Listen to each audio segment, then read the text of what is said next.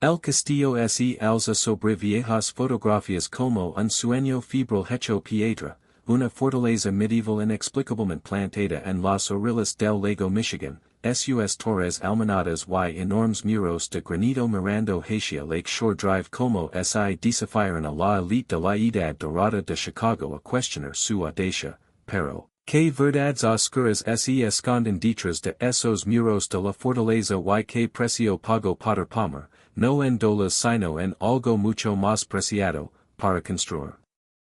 este monumento a la paranoia y el poder. Este no es un cuento de hadas sobre un hombre hecho a sí mismo, aunque la historia de Palmer de la pobreza a la riqueza es le como una en el papel. Esta es una historia sobre lo que sucede cuando el sueño americano se cuaja en algo más extraño, más oscuro y, en última instancia, más humano de lo que cualquier mitología bootstrap nos haría creer.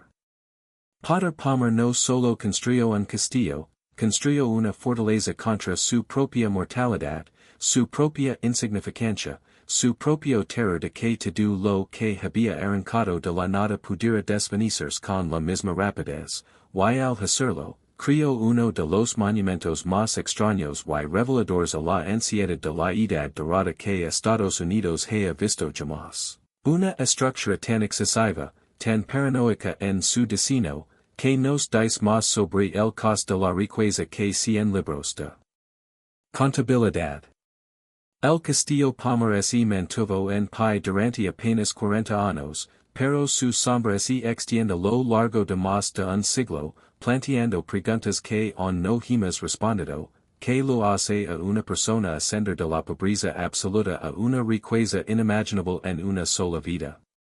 Como distorsiona ese viaje tu sensación de seguridad, tu confianza en la permanencia de cualquier cosa? Y cuando has conquistado el paisaje comercial de toda una ciudad, cuando alcaldes y millonarios se someten a tu juicio, ¿por qué construirías una cosa que parece menos una residencia y más una fortificación esperando un asedio? Las respuestas no están en los bloques de piedra caliza ni en las puertas de hierro, sino en la trayectoria de la extraordinaria y agotadora vida de un hombre, y en la mujer que estuvo a su lado, Bertha Honoré Palmer, cuyas propias ambitions y genio social permitieron la creación del castillo y aseguraron su posterior destrucción. Potter Palmer nació en 1826 en el condado de Albany, Nueva York, de padres cuáqueros que no tenían nada, no la gente nada de las circunstancias precarias, sino la ostra nada de la subsistencia fronteriza, donde la infancia significaba trabajo y la educación significaba lo que pudiera agarrar entre las tareas. A los 15 años, se fue de casa con unos pocos dólares y un impulso casi patológico de nunca volver a ser pobre, un impulso que moldearía todas sus decisiones durante los siguientes 60 años, incluida la decisión de dormir, en sus últimas décadas, tras muros de un metro de espesor con una brigada de bomberos privada de guardia. Luego a Chicago en 1852, cuando la ciudad era apenas más que un puesto comercial embarrado, un chaos de edificios de madera y calles sin pavimentar donde cualquiera lo suficientemente despiadado y inteligente como para prever las posibilidades podía amasar una fortuna. Palmer vio las posibilidades, abrió una tienda de artículos secos en Lake Street y revolucionó el comercio minorista con conceptos que ahora parecen obvios, pero entonces eran radicales, precios fijos en lugar de regateo, garantía de devolución de dinero, publicidad agresiva en periódicos y la idea descabellada de que comprar podía ser una experiencia, no solo una transacción. En una década, Palmer había construido la mayor operación minorista entre Nueva York y San Francisco, un imperio comercial que lo enriqueció más allá de lo imaginable, pero la riqueza, Palmer aprendió rápidamente, traía sus propios terrores. El gran incendio de Chicago de 1871 lo enseñó la primera lección, todo podía arder. La tienda de Palmer, sus almacenes, sus propiedades inmobiliarias, desaparecieron en una noche, reducidos a cenizas y metal retorcido mientras la ciudad gritaba y el lago brillaba naranja con el reflejo de las llamas. Reconstruyó, por supuesto, hombres como Palmer siempre reconstruyen, pero algo había cambiado, una grita psicológica se había abierto. Había sido rico, y luego se arruinó, y aunque se abrió camino de vuelta a una riqueza aún mayor que antes, la certeza de que todo podía desvanecerse se convirtió en una estela clavada en su mente, que se profundizaba con cada año que pasaba. Palmer vendió su negocio minorista en 1881 a Marshall Field y Levi Leiter, amasando una fortuna, y se dedicó al desarrollo inmobiliario, creando el Hotel Palmer House, transformando State Street en el nuevo corredor comercial de la ciudad y acumulando terrenos con la avidez de quien construye no solo una cartera, sino un baluarte contra el caos. A mediados de la década de 1880, Potter Palmer, ya de 60 años, era uno de los hombres más ricos de Chicago, una ciudad que se estaba convirtiendo en una de las más ricas del mundo, abarrotada de dinero proveniente de los corrales, los ferrocarriles, el acero y el grano. Sin embargo, también era cada vez más paranoico, cada vez más convencido de que la ciudad que había ayudado a construir era un polvorín de agitación laboral, violencia anarquista y agitación social que podía estallar en cualquier momento. El caso Haymarket de 1886, cuando una bomba mató a 7 policías durante una manifestación laboral, confirmó los temores más oscuros de Palmer. La élite de la ciudad de repente vio revolucionarios detrás de cada huelga, cada reunión sindical, cada concentración de inmigrantes. Y la distancia psicológica entre los millonarios de Chicago y sus masas trabajadoras, siempre enorme, se convirtió en un abismo insalvable. Palmer comenzó a planificar su castillo no como un hogar, sino como una estrategia de supervivencia, un lugar donde pudiera estar seguro, donde su riqueza pudiera estar protegida, donde el caos de la ciudad pudiera mantenerse raya tras muros lo suficientemente gruesos como para detener cualquier cosa excepto la artillería. En 1882, Potter Palmer se casó con Bertha Honoré, una mujer 22 años menor que él, y este matrimonio, en parte alianza dinástica, en parte afecto genuino, en parte cálculo mutuo, resultaría tan esencial para la historia del castillo como las propias piedras.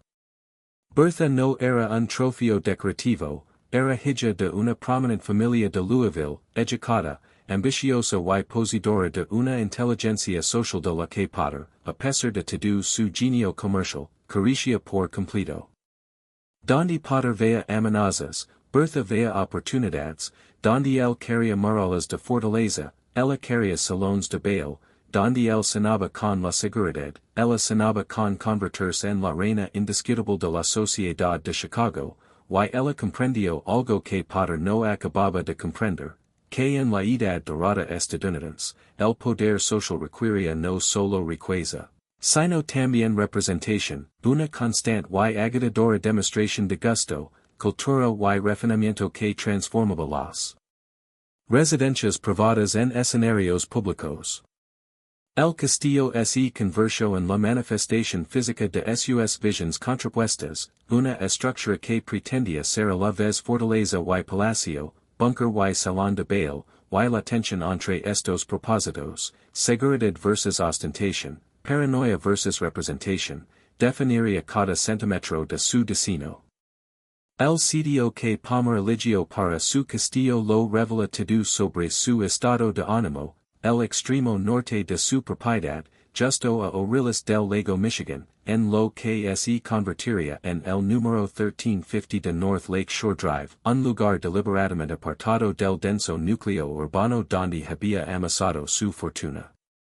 No se trataba solo de vistas o aire fresco, se trataba de un posicionamiento estratégico, situar su fortaleza en el límite del acaudalado barrio de Gold Coast, pero con el lago a sus espaldas, una barrera natural, una vía de escape, una ventaja defensiva. Palmer contrato a Henry Ives Cobb y Charles Sumner Frost, dos de los arquitectos más destacados de Chicago, pero su función era menos diseñar que ejecutar la visión cada vez más específica y paranoica de Potter. La estructura que se alzó entre 1882 y 1885 no se parecía a ninguna otra en Chicago, una enorme y descomunal pila de piedra caliza gris que evocaba deliberadamente los castillos medievales, con almenas, torretas, una cachera que parecía tener un puente levadizo y muros, esos muros extraordinarios y desmesurados, construidos con piedra caliza sólida y ladrillo de un metro de espesor. No se trataba de medievalismo decorativo, era una fortificación funcional adornada con detalles góticos, y cada decisión de diseño gritaba defensa, ventanas estrechas que parecían citeras, pesadas puertas de hierro, una disposición que creaba múltiples zonas defendables y un pozo artesiano privado que podía suministrar agua indefinidamente en caso de que el suministro de agua de la ciudad se cortara o se contaminara. La escala era abrumadora, el castillo se extendía por toda una manzana de la ciudad, con más de 40 habitaciones, con un gran salón central que se elevaba 3 pisos, sus paredes revestidas con paneles de madera oscura y su techo sostenido por enormes vigas de madera que le daban al espacio la sensación de una fortaleza medieval. Pero esto es lo que la prensa de arquitectura no mencionó, lo que las páginas de sociedad paran por alto. Palmer instaló su propio sistema de extinción de incendios, incluyendo tuberías verticales y mangueras en cada piso y una brigada de bomberos privada de personal entrenado para responder a cualquier brote. Diseñó múltiples rutas de salida de cada habitación principal, mapeando obsesivamente los escenarios de escape. Especificó que ciertas puertas interiores estuvieran reforzadas con hierro, que ciertas ventanas estuvieran equipadas con contraventanas que pudieran cerrarse desde adentro, que la bodega, excavada profundamente en la roca madre, estuviera diseñada para servir como búnker si fuera necesario, con su propio sistema de ventilación y suficiente almacenamiento para semanas de suministros. Esto no era una casa. Esta era la habitación del pánico de un hombre rico en toda su extensión, una manifestación física de lo que sucede cuando se combina una riqueza ilimitada con profundas cicatrices psicológicas por haberlo perdido todo una vez antes. El costo fue astronómico, según diversas fuentes, entre $1 million y $2.50 millions, en dólares de la década de 1880, una suma que superaría los $60 millions actuals, pero el costo no era el punto, la seguridad era el punto, la permanencia era el punto, construir algo tan masivo y tan fuerte que nada, ni el fuego, ni los disturbios, ni la revolución, ni siquiera el tiempo mismo, podría arrebatárselo. La construcción del castillo requirió un ejército de trabajadores cuyos nombres han sido casi completamente borrados de la historia, un batallón invisible de albañiles, carpinteros, herreros, vidrieros y obreros que pasaron 3 años construyendo la fortaleza de Potter Palmer contra su propia clase, porque no se equivocan. El castillo Palmer fue diseñado para resistir no una invasión extranjera, sino una insurrección doméstica, no enemigos externos, sino a los mismos trabajadores que lo construyeron. La ironía es tan densa que podría cortarse con una de las paletas que esos albañiles anónimos usaron para colocar medio millón de bloques de piedra caliza, hombres que ganaban quizás $2 al día, trabajando turnos de 10 horas en cualquier clima, construyeron muros específicamente diseñados para mantener a hombres como ellos fuera. Para proteger la riqueza de Palmer de cualquier levantamiento futuro de los desesperados y despedidos. La piedra caliza provenía de canteras cerca de Joliet, transportada por ferrocarril en bloques masivos que requirían equipo especializado y mano de obra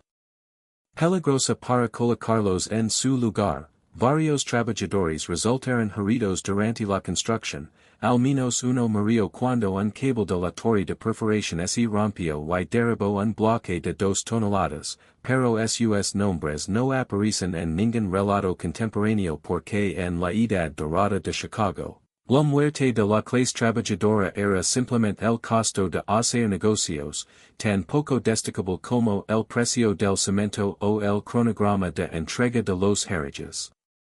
El trabajo interior requirió artesanos aún más especializados, taladores de madera para crear los paneles ornamentados, yeseros para dar forma a los techos decorativos, colocadores de azulejos para instalar los intrincados pisos de mosaico y un ejército de pintores, electricistas y fontaneros para equipar el castillo con todas las comodidades modernas. Electricidad, calefacción central, plumería interior, incluso un sistema telefónico primitivo. Palmer no escatimó en gastos en estos sistemas porque servían a su propósito más amplio. El castillo tenía que ser completamente autosuficiente, capaz de funcionar independientemente de la infraestructura de la ciudad. Si era necesario, un bote salvavidas de lujo que podría sobrevivir incluso si la propia Chicago se hundía en el caos. El sistema de calefacción por sí solo era una maravilla de la ingeniería, una red de calderas, radiadores y conductos que podía mantener 40 habitaciones calientes durante los brutales inviernos de Chicago sin depender del suministro de gas de la ciudad. Palmer insistía en sistemas redundantes, calderas de emergencia y suficiente almacenamiento de carbón para meses. Porque la pesadilla que lo atormentaba no era solo un incendio o un motín, sino un asedio prolongado, un colapso de toda la ciudad que lo dejaría atrapado en su fortaleza con berza y sus gios, rodeado de multitudes hambrientas, dependiendo por completo de los recursos que hubiera acumulado dentro de esos muros de un metro. Era esta paranoia excesiva, el delirio de un hombre que se había desconectado de la realidad por el exceso de riqueza y ansiedad. Quizás, pero Palmer había vivido el incendio de Chicago, había visto con qué rapidez se quemaba el barniz de la civilización, había presenciado como el caso Haymarket convenció a la élite de Chicago de la inminencia de la revolución y, en su visión del mundo, la única respuesta racional a tal inestabilidad era construir un castillo tan fuerte, tan bien abastecido y tan defendible que nunca más tendría que depender de nadie ni de nada fuera de su control. El costo en mano de obra humana, en horas, legions y vidas invertidas para que un hombre se sintiera seguro, simplemente no formaba parte de sus cálculos, o si lo era el precio que estaba dispuesto a dejar que otros pagaran.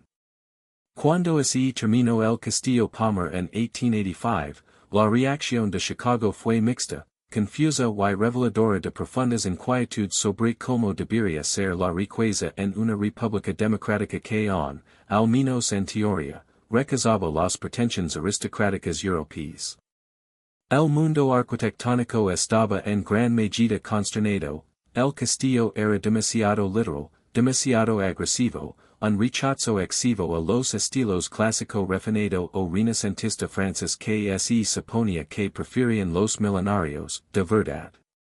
La crítica de arquitectura del Chicago Tribune, Harriet Monroe, quien más tarde alcanzaría la fama como poeta y editora, escribió una crítica mordaz que calificaba el castillo de fantasía medieval que no tiene cabida en las costas de una ciudad estadounidense moderna, y se quejaba de que la mentalidad de fortaleza de Palmer representaba una especie de traición social, un rechazo al ideal democrático de que los ciudadanos ricos debían vivir entre sus conciudadanos, no separados de los tras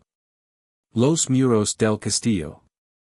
Pero Monroe, como muchos críticos, no entendió la idea. Palmer no intentaba encajar, intentaba sobrevivir, y el rechazo agresivo del castillo a las normas arquitectónicas democráticas era totalmente intencional, era un edificio que decía, claro y claro, estoy separado de ti, estoy protegido de ti, no confío en ti, y tengo el dinero para que esa desconfianza quid grabada en piedra.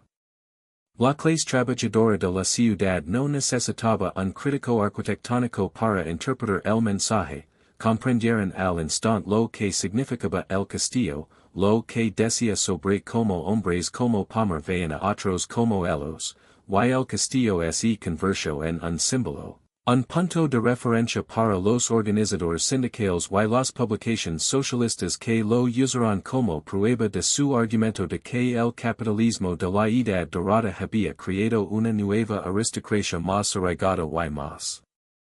hostil a la gente común que la nobleza europea que Estados Unidos supuestamente había dejado atrás.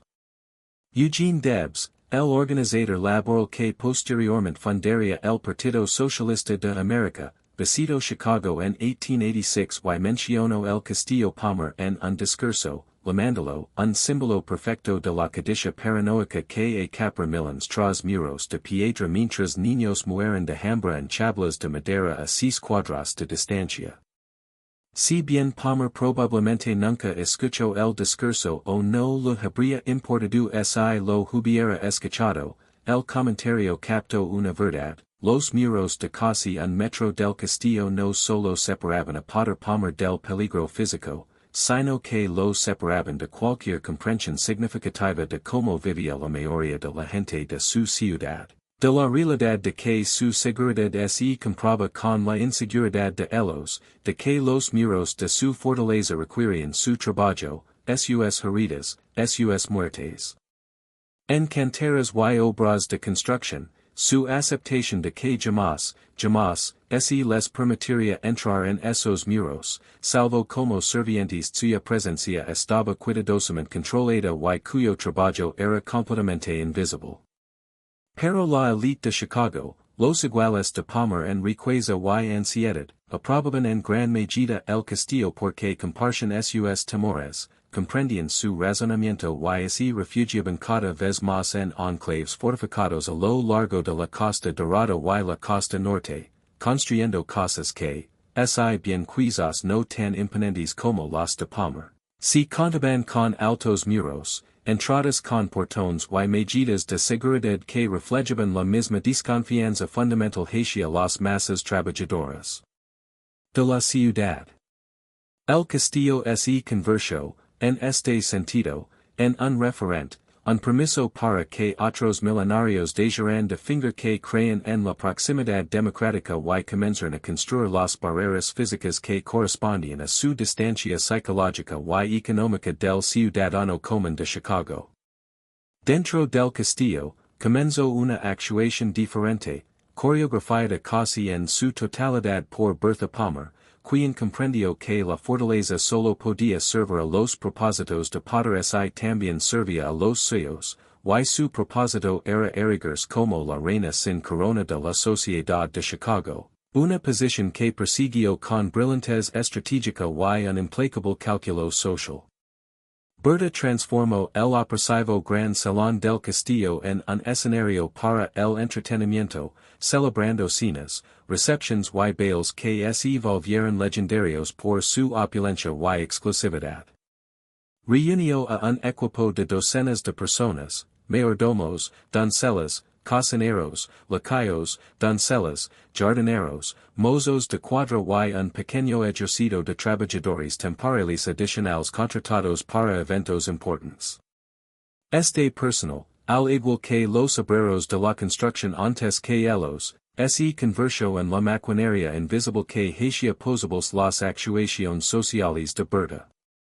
Los servientes vivían en los pisos superiores y en las habitaciones adyacentes, con sus vidas estrictamente controladas por elaboradas jerarquías y reglas que aseguraban que permanecieran lo más invisibles posible mientras realizaban el trabajo constante necesario para mantener la ilusión de lujo sin esfuerzo.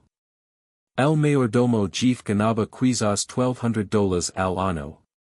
Una fortuna comparada con los $300 to $400 anuales de las doncellas de menor rango, pero nada comparado con el costo de una sola cena donde Bertha podría gastar más en flores y champán que lo que ganaba su mayordomo en un año.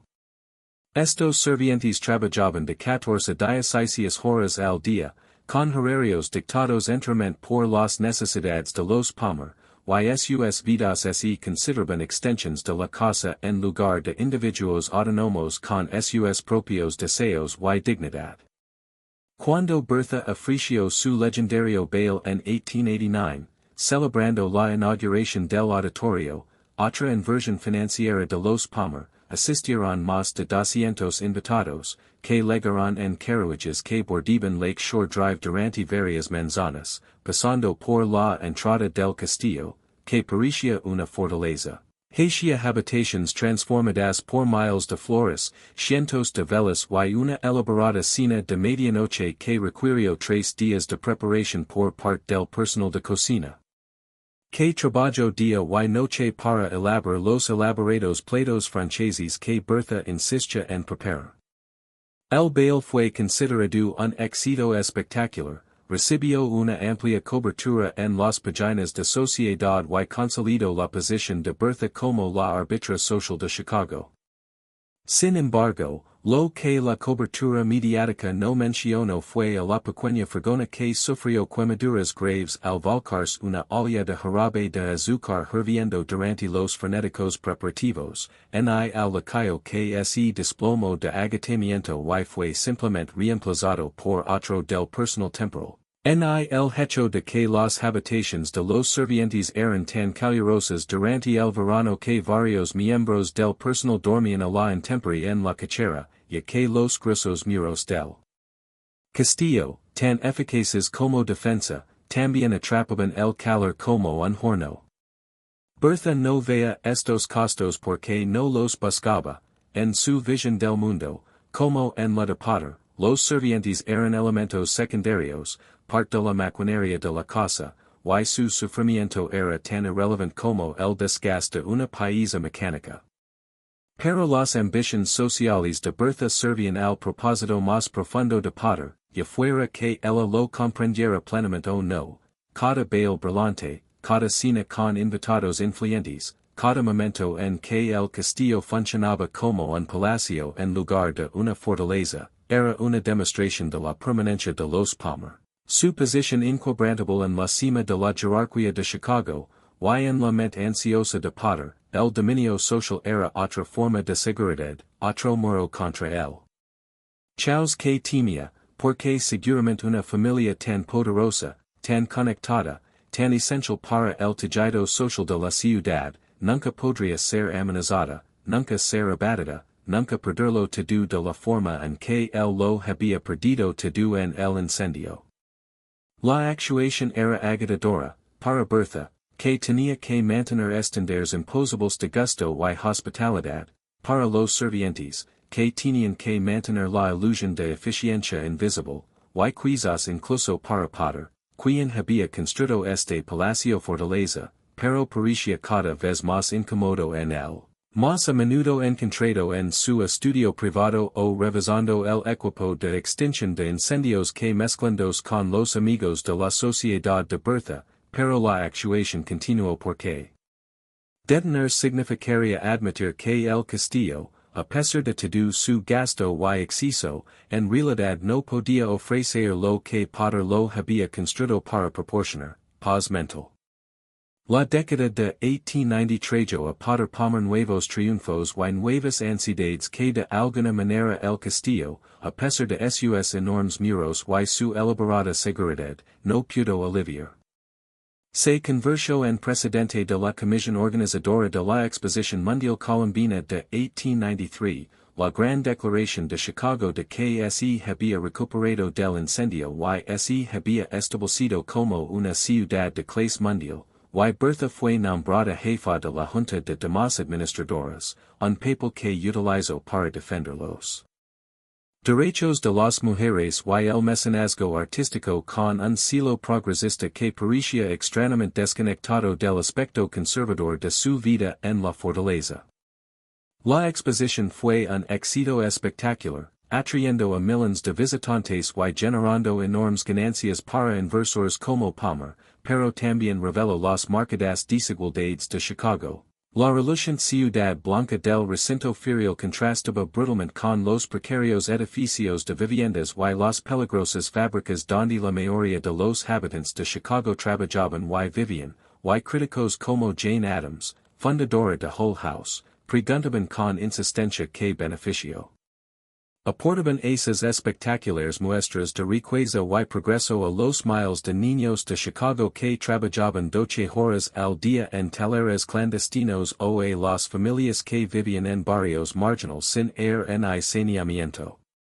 Palmer, atrincherado en su castillo, París no había respondido a tales críticas, hacía tiempo que había dejado de ver la pobreza como un problema por resolver y había llegado a considerarla un hecho natural, una condición permanente del panorama social que requería no reformas, sino defensa, muros para mantener a los pobres fuera, puertas para controlar el acceso, riqueza suficiente para asegurar que su familia nunca se uniera a sus filas. Pero el pánico financiero de 1893, un colapso económico devastador que dejó a millones de personas sin trabajo y desató el malestar laboral en todo el país, reavivó los temores más profundos de Palmer. Chicago experimentó oleadas de huelgas, violentos enfrentamientos entre trabajadores y policías, y un creciente movimiento obrero radical que exigía explícitamente el derrocamiento del sistema capitalista y la redistribución de la riqueza de hombres como Palmer a los trabajadores que realmente la crearon. La huelga de Pullman de 1894, que paralizó el sistema ferroviario nacional y requirió tropas federales para su represión, ocurrió prácticamente en el patio trasero de Palmer, y aunque la huelga fue finalmente aplastada y sus líderes encarcelados, todo el episodio confirmó lo que Potter siempre había creído, que la civilización era una fina capa sobre el caos, que no se podía confiar en las masas, que la revolución siempre estaba a una chispa de distancia, y que su castillo, su fortaleza, su búnker de supervivencia disfrazado de mansión, no era un exceso paranoico, sino una preparación racional. Aumentó la seguridad del castillo, contrató guardias privados, instruyó a su personal en procedimientos de emergencia y, según se dice, empezó a dormir con un revólver cargado en la mesita de noche. Un hombre con una fortuna de decenas de millones de dólares, viviendo en una fortaleza de un metro de grosor, un convencido de que no estaba lo suficientemente seguro, de que los muros no eran lo suficientemente gruesos, de que las precauciones no eran suficientes. Como debe ser, podríamos preguntarnos, ¿haber ganado la partida del capitalismo tan rotundamente y, sin embargo, sentirse tan perpetuamente amenazado? Haber ascendido de la pobreza a una riqueza inimaginable, haber sobrevivido al incendio y reconstruido un imperio, vivir literalmente en un castillo tras los muros de una fortaleza, y aún así desvelarse imaginando a la tuba a las puertas, la ciudad ardiendo, la perdida de todo. La respuesta de Palmer fue construir muros más gruesos, contratar más guardias y acumular más provisions, pero ninguna cantidad de piedra caliza ni hierro pudo resolver el verdadero problema. Palmer nunca había desarrollado la infraestructura psicológica necesaria para sentir seguro. El trauma de su pobreza temprana y el terror del incendio lo habían convencido permanentemente que el desastre era siempre inminente y que el castillo, a pesar de su costo y tamaño, era en última instancia un intento fallido de usar la arquitectura para resolver un problema interno que ningún edificio podía solucionar. Palmer murió en 1902, a los 75 años, en el castillo que no le había dado paz. La causa oficial fue un cáncer de estómago, pero se sospecha que el agotamiento de mantener una vigilancia constante, de librar toda una vida de batallas contra la pobreza, el desastre y las amenazas imaginarias, influyó. Su funeral fue un gran acontecimiento, con la élite de Chicago llenando el gran salón del castillo por última vez, y los obituarios lo elogian como un empresario visionario, un líder cívico, un hombre hecho a sí mismo que encarnaba el espíritu emprendedor estadounidense. Todo esto era cierto, pero incompleto, porque no mencionaban la paranoia, la mentalidad de fortaleza, la forma en que su éxito se había convertido en algo que parecía menos un triunfo y más una forma muy costosa de prisión. Potter dejó una herencia valorada en más de $8 millones, casi $250 millones actuales, a Bertha y a sus dos hijos, Potter Jr. y Honoré, y lo dejó el Castillo a Bertha con la aparente expectativa de que lo mantuviera como su residencia principal, que siguiera siendo la residencia familiar, que la fortaleza que él había construido los protegería durante generaciones. Pero Potter no contaba con el pragmatismo de Bertha ni con su propia visión evolutiva de lo que representaba el castillo. Tras un respetuoso periodo de duelo, Bertha empezó a pasar más tiempo en la casa de invierno de la familia en Florida y menos en el apresado castillo de Lake Shore Drive. El mantenimiento del edificio lo resultaba cada vez más difícil, requería un gran personal solo para mantenerlo limpio y calefaccionado, los gruesos muros y el diseño medieval lo hacían oscuro y frío incluso en verano, y la agresiva estética de fortaleza que había parecido apropiada en la turbulenta década de 1880 se sentía cada vez más desfasada con la de principios del siglo XX, cuando la élite de Chicago construía casas más luminosas y refinadas, con estilos de moda que priorizaban la belleza y la comodidad por encima de la defensa.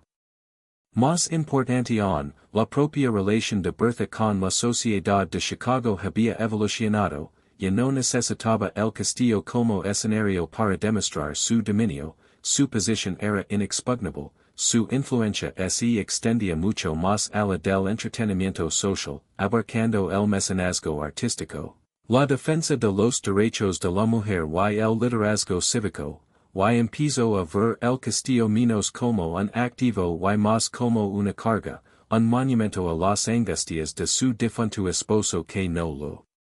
interesaba perpetuar.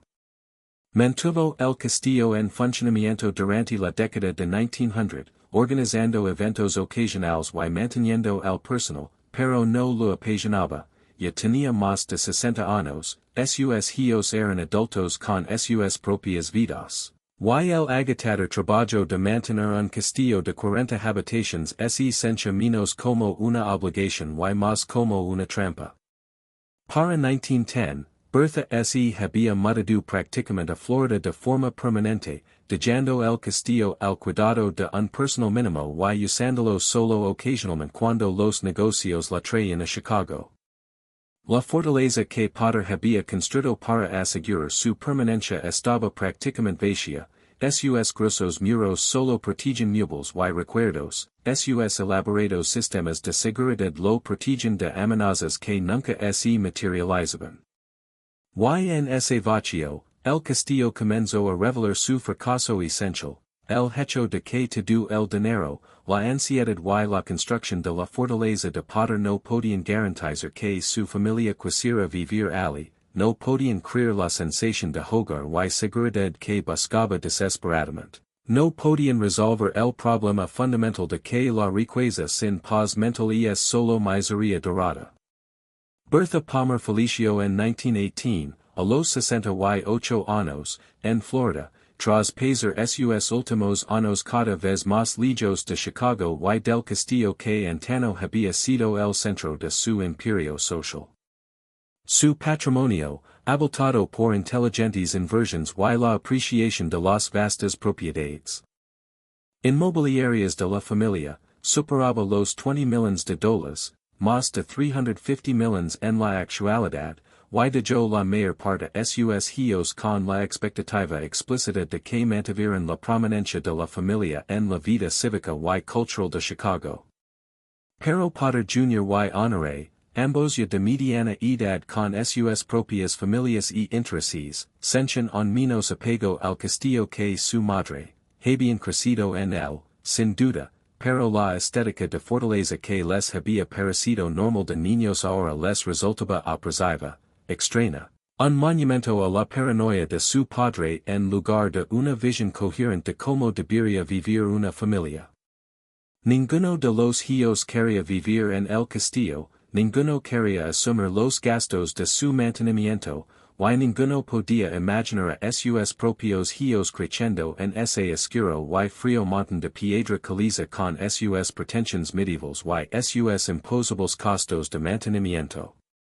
Los hermanos Palmer se enfrentaban a un problema que muchos herederos de fortunas de la Edad Dorada encontraron a principios del siglo XX, habían heredado un elefante blanco, un edificio tan específico para las necesidades y ansiedades de sus padres, tan caro de mantener, tan inadecuado para los gustos modernos, que esencialmente no tenía valor de mercado a pesar de la fortuna gastada en construirlo.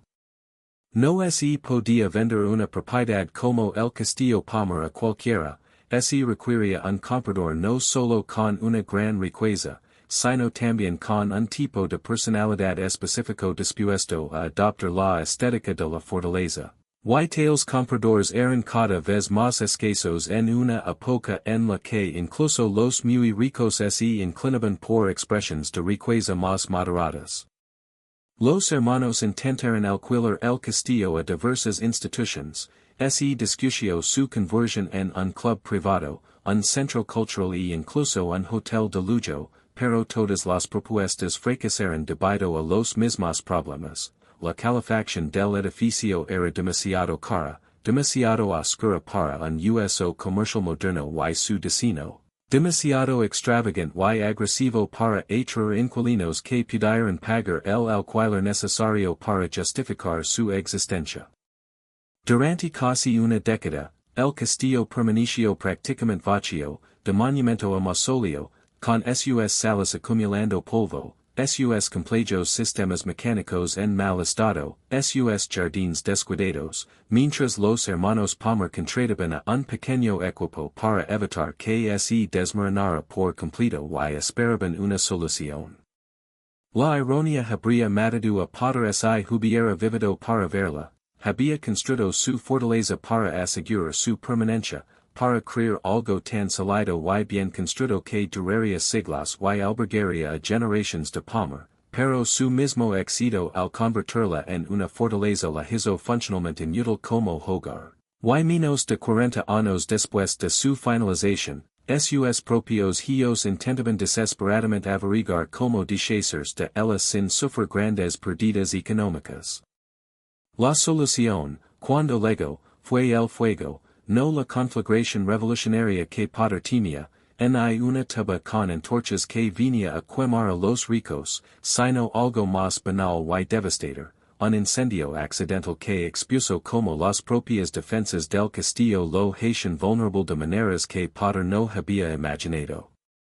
El 17 de septiembre de 1925, se declaró un incendio en el interior del castillo, probablemente causado por un cableado eléctrico defectuoso en el antiguo sistema que Palmer había insistido en instalar 40 años antes. Los gruesos muros de piedra caliza, diseñados para contener cualquier incendio y evitar su propagación, funcionaron exactamente como estaba previsto, pero eso significó que el fuego ardía hacia el interior, atrapado entre esos muros de un metro, sobrecalentando los espacios interiores hasta que los elaborados paneles de madera, las vigas de madera, los suelos de parque, todos los costosos materiales orgánicos que Palmer había utilizado para hacer habitable el interior. Se incendiaron en una conflagración tan intensa que, para cuando llegaron los bomberos, no quedó más remedio que ver cómo se consumía. El sistema de extinción de incendios que padre había instalado con tanto cuidado falló, ya fuera por falta de mantenimiento durante los años que el castillo permaneció vacío, por la simple obsolescencia de una tecnología de 40 años, o por la presión de agua insuficiente una vez que el fuego alcanzó cierta intensidad, ninguna investigación lo determinó con certeza. El cuerpo de bomberos privado de Palmer, el personal que había entrenado y equipado para responder al instante ante cualquier brote, ya no existía, el equipo mínimo que mantenía el castillo vacío carecía de esa formación y solo podía evacuar y pedir ayuda.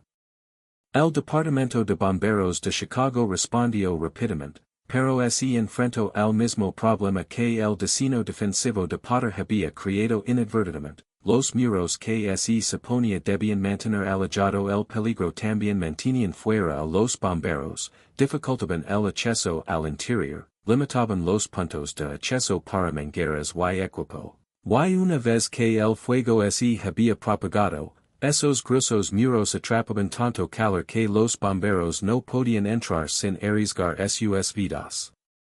El castillo ardió durante horas, las llamas finalmente se ventilaron por el techo, las ventanas brillaban como las bocas de altos hornos, mientras miles de habitantes de Chicago se reunían para presenciar el espectáculo de la fortaleza de Potter Palmer sucumbiendo finalmente al mismo desastre que él había gastado millones tratando de prevenir. A la mañana siguiente, el castillo era un cascarón destrozado, las paredes aún se mantenían en pie, testimonio de los obsesivos estándares de construcción de Potter, pero todo en el interior había desaparecido, reducido a cenizas y metal retorcido, las vigas de madera del gran salón se derrumbaron, los elaborados techos de yeso se derritieron, los suelos de mosaico se agrietaron y ennegrecieron por el calor. 43 años de historia familiar de los Palmer incinerados en una sola noche. Los hermanos Palmer, ante las ruinas humeantes de la fortaleza de su padre, se enfrentaron a una decisión, reconstruir o demoler. Las paredes eran estructuralmente sólidas, sería posible, con suficiente dinero, reconstruir el interior, restaurar el castillo a algo parecido a su antigua gloria, pero, ¿con qué propósito? Ninguno de los hermanos quería vivir allí, no había surgido ningún inquilino durante una década de desocupación, y el costo de la restauración sería astronómico. Los cálculos eran brutales pero claros, el castillo valía más como terreno que como edificio, especialmente dado el creciente desarrollo de Lake Shore Drive como la dirección más prestigiosa de Chicago. En 1926, los hermanos Palmer contrataron a una empresa de demolición para derribar lo que el incendio había dejado en pie. La demolición duró meses, aquellos muros de piedra caliza de un metro de altura que Potter había insistido, construidos para resistir cualquier cosa, resistieron a las cuadrillas de demolición con una tenacidad casi rencorosa, requiriendo equipo especializado y un esfuerzo constante para reducirlos a escombros. Los trabajadores informaron que atravesar los muros fue una de las demoliciones más difíciles que jamás habían enfrentado, que Palmer había construido su castillo para que durara siglos, y incluso al destruirlo, su mentalidad de fortaleza tuvo un costo. Para 1927, el castillo había desaparecido por completo. Los bloques de piedra caliza fueron retirados, los cimientos rellenados, el terreno desbrozado y subdividido, y en pocos años, lujosos edificios de apartamentos ocuparon el lugar, albergando a docenas de familias adineradas en espacios que, en conjunto, costaban mucho menos de mantener que la única casa fortaleza de Potter. El castillo Palmer se mantuvo en pie durante 42 años, apenas una generación, y su desaparición fue tan completa que, en 2 décadas, muchos habitantes de Chicago ni siquiera sabían de su existencia, conocen el apellido Palmer solo por el Hotel Palmer House en el centro o por las calles que llevaban el nombre de las urbanizaciones de Potter, sin tener ni idea de que alguna vez vivió en un castillo medieval en Lake Shore Drive. Pero la breve existencia del castillo y su completa desaparición nos revelan algo crucial sobre la naturaleza de la riqueza de la edad dorada y los hombres que la acumularon, algo que sigue siendo de gran relevancia hoy en día, mientras observamos cómo se acumulan nuevas fortunas y emergen nuevas mentalidades de fortaleza.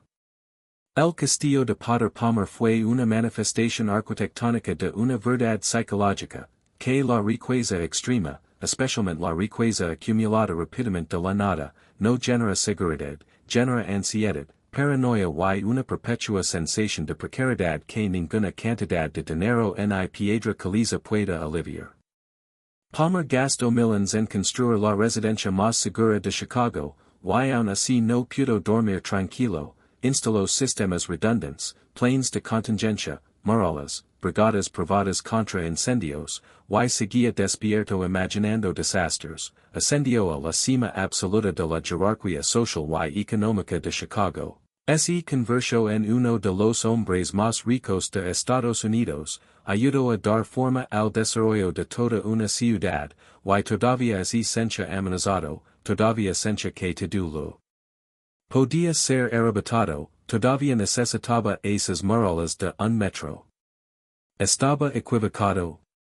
Sí y no, la tuba nunca vino por su castillo, la revolución que temía nunca se materializó, murió de causas naturales en su propia cama rodeado de riqueza y familia, así que en cierto sentido su paranoia era excesiva, su fortaleza innecesaria. Pero en otro sentido, tenía razón, todo lo que construyó resultó ser temporal, resultó vulnerable, solo que no de la forma en que él imaginaba. La amenaza no era una invasión externa, sino la indiferencia interna. Su propia familia no quería su fortaleza, no podía imaginarse viviendo en ella, la veía como una carga en lugar de un legado. El incendio que finalmente destruyó el castillo no fue provocado por un revolucionario, sino una simple falla eléctrica, y los muros de la fortaleza que se suponía debían protegerlo atraparon las llamas y imposibilitaron la extinción. Potter Palmer construyó estabilidad y obtuvo 4 décadas, construyó seguridad y obtuvo un edificio del que sus hijos ansiaban deshacers, construyó una fortaleza contra los pobres, los enojados y los revolucionarios, y lo que realmente mató a su castillo fue la negligencia, los accidentes y la banal economía del desarrollo inmobiliario. ¿Qué nos dice esto? Que la riqueza no es seguridad, que el dinero no puede comprar paz mental, que construir muros, literales o figurativos, contra amenazas imaginarias ignorando las vulnerabilidades reales es una estrategia que fracasa lenta y costosamente. El castillo de Palmer revela la arquitectura secreta de la conciencia de la edad dorada, el terror constante bajo la superficie brillante, la paranoia que la riqueza genera en quienes han conocido la pobreza, la imposibilidad de construir muros lo suficientemente gruesos como para impedir la comprensión de que todo es temporal, de que las fortunas suben y bajan, de que el suelo bajo los pies del hombre más rico nunca es tan sólido como necesita. Pero hay otra historia incrustada en la piedra y la ceniza del castillo, una historia sobre las personas que lo construyeron, lo mantuvieron y se vieron afectadas por él, pero cuyos nombres y experiencias fueron sistemáticamente borrados del registro histórico. Los cientos de trabajadores que dedicaron 3 años a construir la fortaleza de Potter Palmer, los albañiles que colocaron los bloques de piedra caliza, los carpinteros que enmarcaron el interior, los herreros que instalaron los sistemas de seguridad, los obreros que excavaron los cimientos en la arcilla del lago Michigan, construyeron algo que pretendía mantenerlos fuera, proteger a Palmer de gente como ellos, y esta dinámica perversa, este uso de la mano de obra para construir defensas contra la clase obrera, capta algo esencial de la economía de la edad dorada. Estos trabajadores recibían salarios de mercado, apenas suficientes para mantener a las familias en los abarrotados barrios de Chicago, trabajando jornadas de 10 horas 6 días a la semana en condiciones que eran peligrosas por destino. Las obras de construcción en la década de 1880 mataban a miles de trabajadores estadounidenses cada año, y el castillo de Palmer, con sus enormes bloques de piedra y complejos sistemas mecánicos, era más peligroso que la mayoría de los proyectos.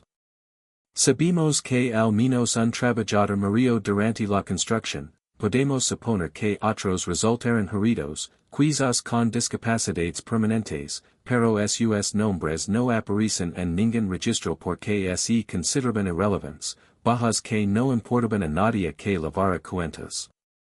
Palmer pagaba la mano de obra como pagaba la piedra caliza y el hierro, como un costa en sumo que debía minimizar siempre que fuera posible. Esa mano de obra era peligrosa, los trabajadores resultaban mutilados o morían, bueno, siempre había más trabajadores, más hombres desesperados dispuestos a arriesgar sus vidas por $2 al día porque la alternativa era morir de hambre. Este calculó, que el sufrimiento de los trabajadores era simplemente el precio de la creación de riqueza, que sus lesiones y muertes eran costes aceptables en la construcción de monumentos a la fortuna individual, estaba tan normalizado en la América de la Edad Dorada que no requería justificación, así era como funcionaban las cosas. Cuestionarlo te señalaba como un radical peligroso, posiblemente un anarquista, sin duda alguien que no entendía las leyes de hierro de la economía. Pero esto es lo que hace que el Castillo de Palmer sea especialmente revelador, no es construido para crear un bien público, ni para proporcionar vivienda, empleo ni ningún beneficio social, sino simplemente para que un hombre se sintiera seguro en su excesiva riqueza, para permitirle dormir por la noche a pesar de sus millones. Para satisfacer las necesidades puramente psicológicas de alguien cuya relación con el dinero se había vuelto patológica. Los trabajadores que lo construyeron no ganaron nada más que sus salarios mínimos, no podían permitirse vivir cerca, nunca serían invitados a entrar excepto como sirvientes, estaban específicamente excluidos por su propio propósito, sin embargo, su trabajo, sus lesiones y sus muertes lo hicieron posible. Esto no es una abstracción ni una metáfora, es la realidad literal y material de cómo surgió el Castillo Palmer, y deberíamos reflexionar sobre ella por un momento, seres humanos arriesgaron y perdieron la vida construyendo una fortaleza diseñada para proteger a su empleador de personas como ellos. Este arreglo parecía perfectamente natural y aceptable para todos los involucrados con algún poder para cambiarlo. Los sirvientes que mantuvieron el castillo durante sus 42 años de existencia forman otro capítulo de trabajo barato y costo invisible. Bertha Palmer empleó a docenas de sirvientes a tiempo completo, se estima que entre 30 y 50, dependiendo de la temporada y de si ella estaba participando activamente en eventos, además de numerosos trabajadores temporales contratados para eventos importantes. Estos sirvientes vivían en el castillo, generalmente en los pisos superiores o en dependencias de servicios separadas, con sus vidas completamente estructuradas por las necesidades y horarios de la familia Palmer. Las jerarquías en los niveles inferiores eran rígidas y elaboradas, el mayordomo jefe y el ama de laves ocupaban puestos de relativo prestigio y comodidad, ganando quizás entre $1,000 y $1,500 anuales y ejerciendo una autoridad significativa sobre los sirvientes de menor rango, mientras que las fregonas y los limpiabotas, en la base, ganaban quizás entre $200 y $300 al año, menos que muchos obreros de fábrica, y vivían en diminutas habitaciones bajo los aleros o en el sótano, trabajando 16 horas al día en un trabajo agotador. El trabajo era constante y agotador, en una época anterior a los electrodomésticos modernos, mantener un castillo de 40 habitaciones requería ejercicios de manos fregando, quitando el polvo, puliendo, cargando, lavando y reparando. Cocinar cenas elaboradas en hornillas de carbón en cocinas sofocantes. Subir el agua del baño por varios tramos de escaleras y bajar los orinales. Lavar las ventanas a mano, todos los miles de cristales. Sacudir alfombras. Encerar estufas. Recordar lamparas. Planchar la ropa de cama con planchas pesadas calentadas en la estufa. La monotonía diaria era inmensa y deliberadamente invisible, Southeast Saponia que los miembros de la familia Palmer no debían ver trabajar a los servientes, no es les debía recordar que toda su comodidad dependía del trabajo constante de otras personas. Los buenos servientes, según los estándares de Bertha Palmer, eran aquellos que realizaban su trabajo en silencio y sin ser vistos, que anticipaban las necesidades antes de que se manifestaran, que mantenían la ilusión de que el castillo simplemente funcionaba por arte de magia, que las comidas aparecían espontáneamente, que las habitaciones se limpiaban solas, que la compleja maquinaria del lujo de la edad dorada no requería esfuerzo humano. Sabemos casi nada sobre estos individuos, sus nombres aparecen ocasionalmente en los registros del censo o en los directorios de la ciudad, pero sus pensamientos, sentimientos, ambiciones y experiencias se han perdido casi por completo. Resenchan a los Palmer. Se sienten agradecidos por un empleo estable. Vive su trabajo como una labor digna o como una servidumbre degradante. No lo sabemos porque nadie se molesto en preguntar, y incluso si alguien lo hubiera hecho, los servientes en los hogares de la edad dorada aprendieron rápidamente que expresar insatisfacción o resentimiento era motivo de despido inmediato sin referencias, lo que significaba inempleabilidad en una economía donde las referencias eran esenciales. Así que sonríen cuando se les pedía, mantenían la deferencia apropiada, desempeñaban sus roles en las actuaciones sociales de Bertha y se guardaban sus opiniones para sí mismos. Lo que sí sabemos es que los servientes trabajaban muchas más horas por un salario mucho menor del que habrían ganado en fábricas o tiendas, que sus vidas estaban sujetas a un control casi total por parte de sus empleadores, que prácticamente no tenían privacidad ni autonomía. Y que muchos sufrían los riesgos laborales de su trabajo. Enfermedades pulmonares por el polvo de carbón y los productos químicos de limpieza, quemaduras por cocinar y planchar, lesiones por estrés repetitivo por fregar y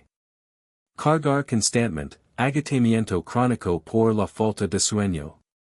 La criada de la cocina que sufrió quemaduras durante los preparativos del baile de Bertha en 1889 probablemente no recibió compensación más allá de unos pocos días de recuperación antes de su regreso al trabajo, ya que los servientes eran considerados parte del hogar en lugar de empleados con derechos. Y el concepto de que los empleadores pudieran ser responsables de las lesiones laborales apenas comenzaba a emerger en la teoría jurídica progresista y, desde luego, no era aceptado por personas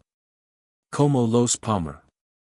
Los servientes eran, en el sentido más literal, las manos invisibles que hacían que la fortaleza de Palmer funcionara como un hogar en lugar de un simple montón de piedras vacías, y su eliminación del registro histórico, el hecho de que celebramos los triunfos sociales de Bertha Palmer sin nombrar a las mujeres que cocinaron sus cenas, lavaron los platos después o fregaron los pisos del salón de baile al amanecer, es en sí mismo una declaración sobre las vidas de quienes consideremos dignas de ser registradas y las que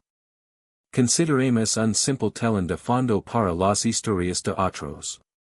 La demolición del Castillo Palmer en 1926-1927 se convirtió en una especie de parábola sobre la permanencia, o la ausencia de ella, incluso de los monumentos más imponentes a la riqueza individual. Potter Palmer había construido su fortaleza para siglos, había insistido en estándares de construcción muy superiores a los requisitos normales, había especificado esos muros de piedra caliza de un metro precisamente porque quería algo que pudiera resistir cualquier adversidad, y sin embargo, 42 años después de su finalización, sus propios gios contrataron equipos de demolición para derribarlo todo, ya que el edificio había perdido todo su valor, salvo el de obstaculizar un uso más rentable del terreno. Los trabajadores de demolición, al igual que los constructores que los precedieron, no dejaron constancia escrita de su experiencia, pero los artículos periodísticos mencionan que el castillo fue una de las demoliciones más difíciles que Chicago había visto jamás, que los muros resistieron todos los intentos de derribarlos rápidamente, que la obsesión de Palmer por construir en exceso significaba que destruir su fortaleza era casi tan costoso como construirla. Hay cierta justicia poética en esto, o quizás solo ironía. Palmer construyó la permanencia con tanto éxito que, incluso cuando su castillo ya no tenía ningún propósito útil, se negó a morir fácilmente, se aferró a la existencia con la misma tenacidad paranoica que había caracterizado a su creador, y costó dinero a sus herederos incluso en su destrucción. Los bloques de piedra caliza, una vez liberados de los muros, se vendieron poco a poco, algunos se destinaron a otros proyectos de construcción, otros se convirtieron en releno, otros simplemente desaparecieron en el vasto metabolismo material de una ciudad en crecimiento que consumía y exportaba edificios constantemente. Si hoy se quisieran encontrar vestigios físicos del castillo de Palmer, teóricamente se podrían encontrar bloques de piedra caliza incorporados a otras estructuras construidas en Chicago a finales de la década de 1920, pero no habría forma de identificarlos, ni de distinguir la piedra de Palmer de cualquier otra piedra caliza, lo cual es quizás apropiado, dado lo completamente desaparecido que ha estado el castillo de la memoria popular. Ni siquiera el sitio ofrece pistas. Los edificios de apartamentos que reemplazaron al castillo no muestran indicios de que una fortaleza medieval ocupara ese terreno, y a menos que se sepa buscarlo en fotografías y mapas antiguos, se pasaría de largo sin tener ni idea de lo que se alzaba, cuánto costó, que representaba o un estrepitosamente fracaso en cumplir los propósitos de su constructor.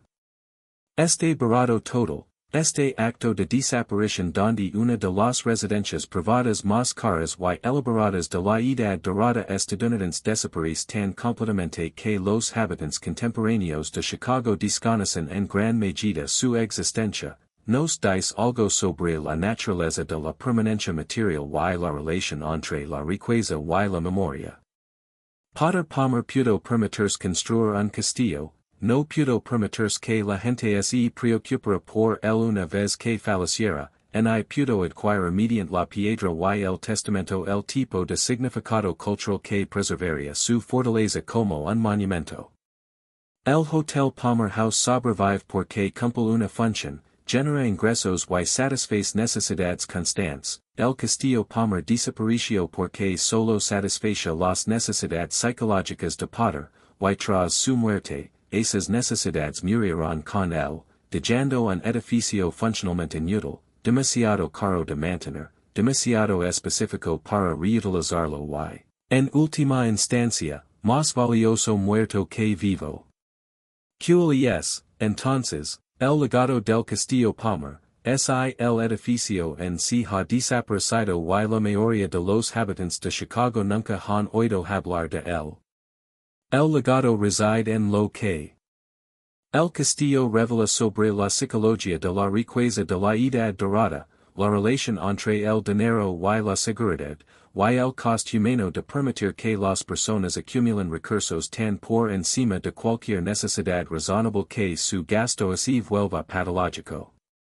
El castillo de Potter Palmer se erige como uno de los ejemplos más extremos de lo que podríamos llamar arquitectura de la ansiedad, construir no por belleza, utilidad o legado, sino simplemente para abordar los traumas y miedos psicológicos del constructor, utilizando la construcción como una terapia costosa que, en última instancia, no logra sanar las heridas subyacentes. Palmer nunca fue un aristócrata por temperamento ni formación, fue hijo de un comerciante cuáquero que ascendió a la riqueza aristocrática mediante trabajo incansable y cálculo, y nunca desarrolló la suposición aristocrática de que su posición era natural, predestinada y permanente. Sabía que había construido su fortuna de la nada, la había visto arder hasta la nada, la había reconstruido, y ese ciclo lo enseñó que nada era seguro, que todo podía ser arrebatado, que el mundo era fundamentalmente hostil y precario. El Castillo fue su intento de hacer el mundo menos precario, de construir una seguridad que no dependiera de nada ni de nadie fuera de su control, pero el dinero no puede lograrlo, no puede crear la seguridad psicológica que proviene de la comunidad, la confianza, la integración social, la sensación de ser parte de algo más grande que uno mismo que lo sostendría y que era. Palmer rechazó deliberadamente esas fuentes de seguridad, construyó muros para separarse de la comunidad, no confió en nadie ni en nada excepto en sus propios recursos, hilo en la cima de una jerarquía social que percibía como hostil y potencialmente revolucionaria, y habiendo rechazado toda fuente de seguridad excepto la riqueza, descubrió que la riqueza por sí sola no era suficiente, nunca podría ser suficiente, que todos sus millions no podían comprar una sola noche de sueño tranquilo. Esta es la principal lección del Castillo, que la riqueza extrema, especialmente la riqueza acumulada rápidamente y defendida celosamente, tiende a generar sus propias ansiedades que más riqueza no puede resolver. Palmer necesitó millions para sentir seguro, luego necesitó decenas de millions, luego necesitó murales, luego necesitó brigadas privadas de bomberos, y aun así murió angustiado, no había construido murales lo suficientemente gruesas, y 25 años después de su muerte, su castillo era escombros y sus nietos, sis que pensaron en él, probablemente pensaron en el Hotel Palmer House, no en la fortaleza de Lake Shore Drive. La tragedia no es que Palmer no lograra construir algo permanente, pocas cosas son permanentes, sino que dedicó gran parte de su vida y fortuna a buscar una forma de seguridad que era imposible por definición, que la riqueza misma hacía inalcanzable, y que al buscarla hilo de los tipos de conexión humana y integración comunitaria que podrían haber proporcionado lo que buscaba. El Castillo también revela los mecanismos mediante los cuales la desigualdad de la edad dorada se incorporó literalmente a las ciudades estadounidenses, ladrillo a ladrillo y piedra a piedra, creando paisajes físicos que encarnaban y reforzaban las jerarquías sociales. El Castillo Palmer formó parte de una ola mayor de construcción residencial para ricos a lo largo de la costa dorada de Chicago, que transformó esa zona, que pasó de ser un barrio de clase mixta a un enclave exclusivo, separado del resto de la ciudad no solo por el valor de las propiedades, sino también por muros, portones y medidas de seguridad diseñadas para mantener fuera a los ciudadanos comunes de Chicago. Esta separación física, barrios ricos que se convirtieron en comunidades cerradas, reflejaba y reforzaba la distancia psicológica y social entre la élite de Chicago y el resto. Potter Palmer no solo se sentia separado de la clase trabajadora. Construyó esa separación en el paisaje, la hizo concreta y permanente, y al hacerlo contribuyó a establecer patrones de desigualdad urbana que persisten hoy en día, donde los barrios ricos son espacios protegidos, seguros y vigilados de los cuales los pobres son activamente excluidos, mientras que los barrios pobres reciben servicios inadecuados, seguridad mínima y máxima vigilancia policial. El Castillo Palmer, a su manera desmesurada, fue un prototipo de desarrollo urbano que prioriza la comodidad y la seguridad de los ricos sobre las necesidades de todos los demás, que trata el espacio público como algo que hay que defender en lugar de compartir con la comunidad en general, y que entiende la seguridad como separación, la protección como exclusión, la seguridad como la capacidad de mantener a otros fuera. El panorama contemporáneo de segregación extrema de Chicago, con barrios que son ciudades funcionalmente separadas con recursos y oportunidades muy diferentes, tiene muchas causas, pero la construcción de enclaves exclusivos para ricos, como la zona donde se alzaba el Castillo de Palmer, en la Edad Dorada, es sin duda una de ellas. Podemos trazer una línea directa entre la mentalidad de fortaleza de Palmer y las comunidades cerradas contemporáneas, las puertas de seguridad y la organización espacial de la desigualdad que caracteriza a prácticamente todas las grandes ciudades estadounidenses.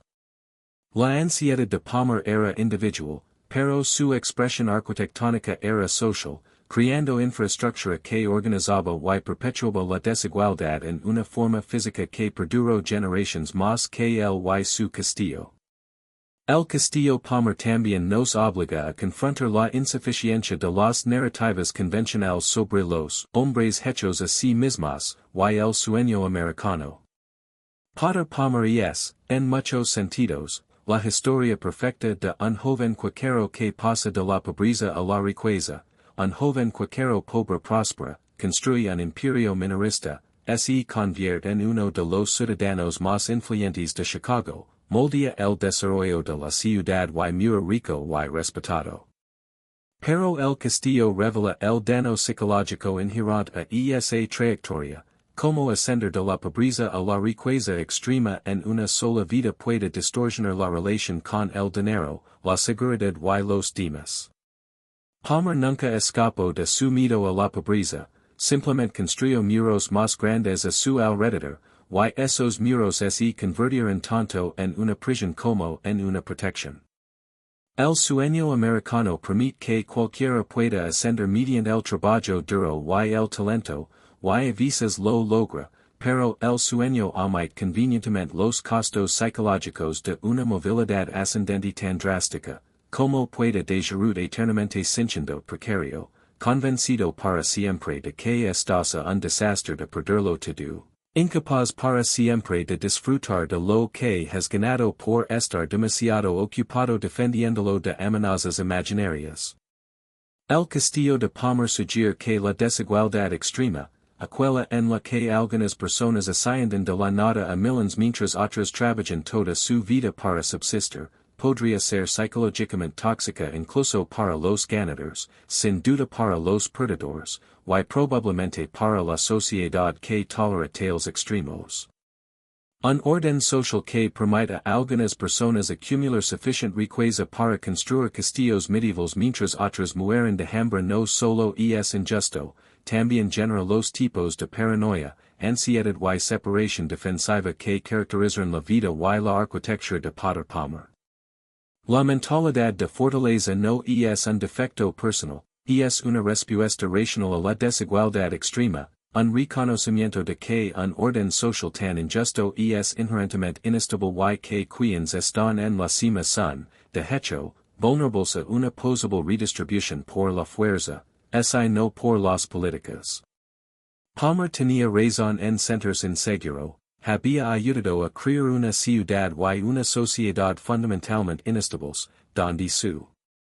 inmensa riqueza coexistía con la pobreza masiva, donde su castillo junto al lago dominaba barrios donde los niños trabajaban en fábricas y las familias vivían en la miseria.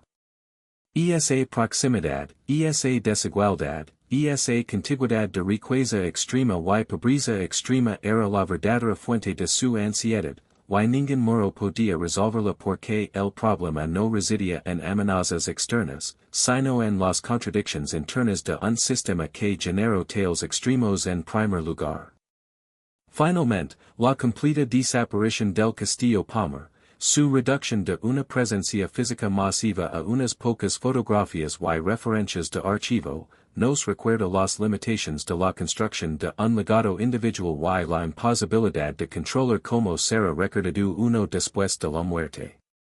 Palmer construyó su castillo para que fuera permanente, para albergar a generaciones de Palmers, para que se alzara como un monumento a su éxito y seguridad durante siglos.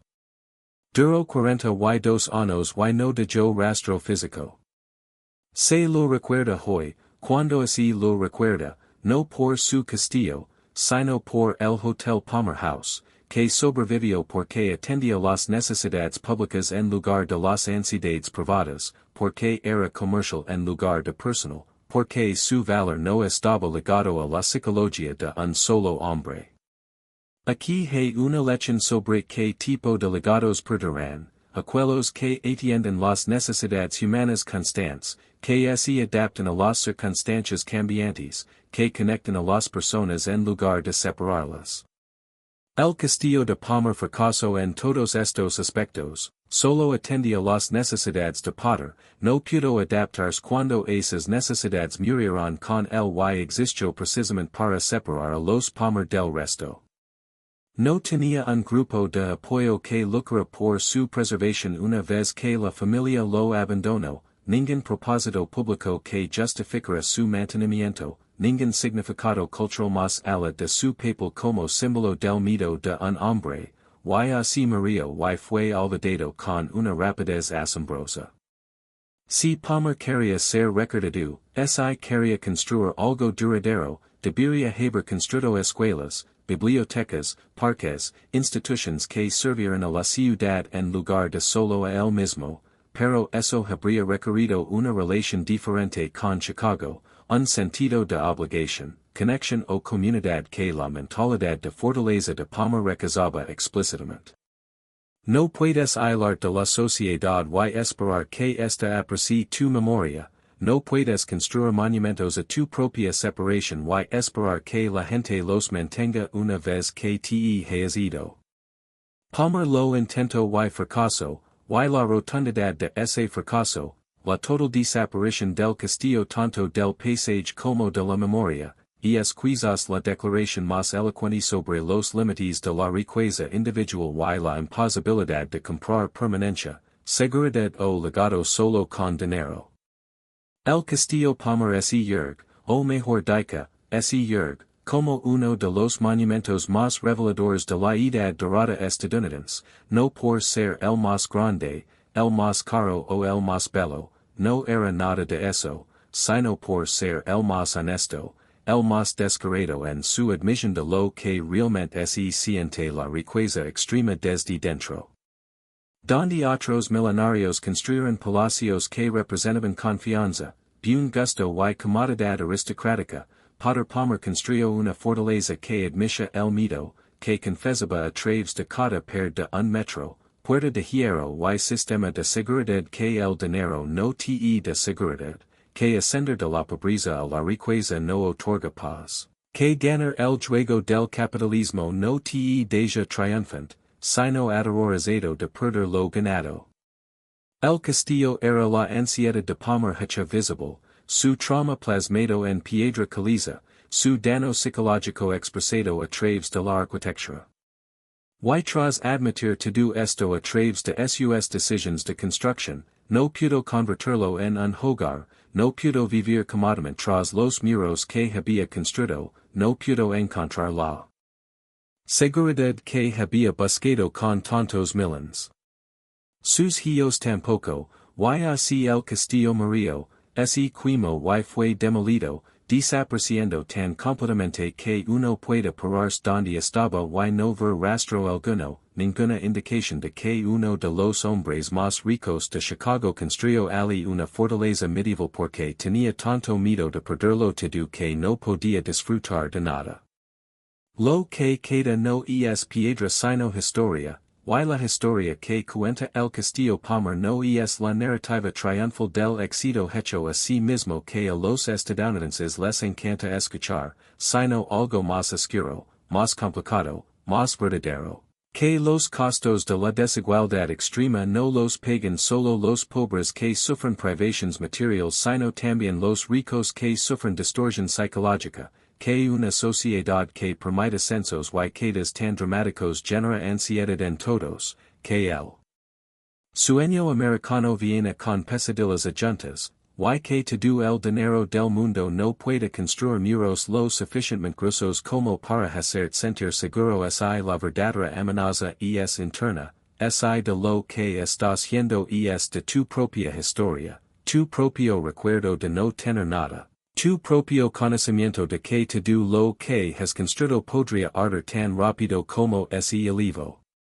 El castillo de Potter Palmer desapareció hace casi un siglo, pero los mitos que encarnaba no se han ido a ninguna parte, todavía se están construyendo en las ciudades estadounidenses, todavía están dando forma a como y donde vivimos, todavía llevan a la gente a construir muros, puertas y sistemas de seguridad. Todavía nos convencen de que la solución a la desigualdad social es la fortificación personal en lugar de la seguridad colectiva, todavía prometen que así podemos construir muros lo